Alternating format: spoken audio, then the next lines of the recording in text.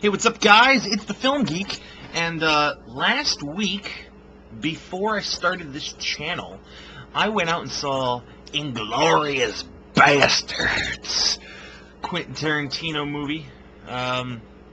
So that's what I'm going to do my review on today, is Inglourious Basterds. It's not what you'd expect. I think watching the trailer, it seems like it's gonna be this, like, frickin' sweet action movie.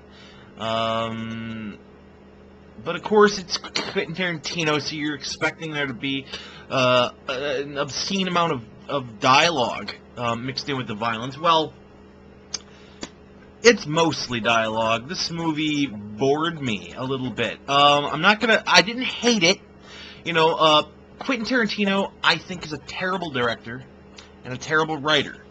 I don't like his movies. Pulp Fiction bored the shit out of me. Kill Bills Volume 1 and 2, I just thought were kind of weird. Death Proof, I liked a lot, actually. And Reservoir Dogs bored the shit out of me. He has a huge problem with telling instead of showing. And movies are a very visual medium. You know, if I wanted to have the story told to me, I'd go rent a book on tape. I want to see the fucking thing, and he insists on telling it to me and making me listen to it. And in the case of Inglourious Basterds, listen and read. Not listen and watch, listen and read. This movie, probably a good 75% or more of this movie is in either German or in French. And a little bit of Italian towards the end. So it's a lot of subtitles. Reading tons of subtitles. And on a big screen, it's kind of annoying to be like looking at the big picture and then having to focus on a little string of text, and then looking at the big picture and then focusing on a little string of text. Like, the whole back and forth thing. I don't like movies with subtitles. I don't mind there being a little bit of subtitles here and there, but almost the entire movie was in subtitles, and it kind of annoyed me. Also, the total lack of action. What action? I'll give it credit. What action there was awesome. Seeing Eli Roth beat the shit out of the guy with the bat, and that's not a spoiler. You see that in the trailer where he swings it, but then they cut away. Yeah, he definitely hits the guy in the fucking head, and you see it. And it's sweet. And then there's, like, some great shootouts in the movie. The violence that is there is awesome, but there's not enough of it. Most of this movie is watching people sit around a table talking about their plans for, like, throughout the movie. Talking about what's going on. There's obviously the big monologue speech near the beginning where Brad Pitt, that you see in the trailer of him, like, rallying up the troops. That goes on for a while. Then there's a scene in a bar where they're all sitting around a table talking about their plan.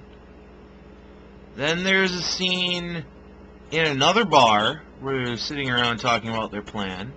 Then there's a scene in a restaurant where they're sitting around talking about their plan.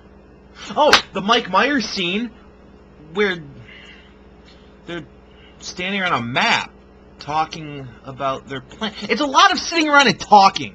You know, show me some stuff, Quentin. Don't tell me everything. I want to see the story unfold. I don't want to hear it, like, unfold while watching them sit around a fucking table. Ugh, I didn't like that. I will say, like I said, the action that is there is good, but there's not nearly enough of it. And I will also say the acting is awesome in this movie. Brad Pitt does a great job. Eli Roth. Who else? What are the girls? Diane Kruger and Melanie Laurent. There's a lot of good acting in this, but there's one fantastic actor in this movie. And that's Christophe Waltz. He plays Colonel Hans Landa, which is like the main bad guy in this movie. He's fucking phenomenal. I've never seen this guy, and if I look over here on his IMDb page, there's probably a reason I've never seen in this movie. You know, everything he's been in is like a German film, pretty much. A lot of movies and TV shows here that I can't pronounce. And I'm not even, since I don't speak German, I'm not sure how some of these are supposed to be pronounced, with like the little double dots and hash marks and all kinds of stuff. But yeah, he hasn't really done anything in English before this movie, but he was just fucking amazing in this movie. Like, he's the perfect villain, and the character he plays is the perfect character. Like, the guy is so, like, conniving, and he's such a son of a bitch with a grin, and speaking all these different languages with perfect dialect. The guy speaks German with the German accent, speaks French with a French accent, speaks Italian with an Italian accent, and speaks English with an American accent. The guy is fucking awesome in this movie.